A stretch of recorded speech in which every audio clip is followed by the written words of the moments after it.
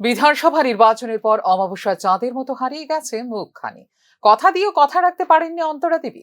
প্রতিশ্রুতি দিয়েছিলেন উত্তম ভক্ত চৌমুহনী থেকে ফুলতলি যাওয়ার 4 কিলোমিটারের এই মূল রাস্তাটি সংস্কার করার, কিন্তু নির্বাচনের পর আজ পর্যন্ত দেখা মেলেনি মুখখানা বলে অভিযোগ করে ক্ষুব্ধ এলাকাবাসী। বুধবার বিক্ষুব্ধ এলাকাবাসী কমলাসাগর বিধানসভার বিধায়ক অন্তরা দেবীর বিরুদ্ধে বিক্ষোভ দেখিয়ে রাস্তার চারপাশ বাঁশ দিয়ে আটকে গণধর্নায় বসে। প্রতিদিন জীবনের ঝুঁকি নিয়ে চলতে হচ্ছে কচি কাঁচা থেকে শুরু করে বয়সোর্ধ্ব সকলের। বারবার গ্রাম পঞ্চায়েতের দরজায় কড়া নাড়লেও কোনো সদুত্তর মেলেনি। যতদিন পর্যন্ত রাস্তা সংস্কারের কাজ শুরু না হবে ততদিন চলবে অভিযান বলে জানান বিক্ষুব্ধ এলাকাবাসী।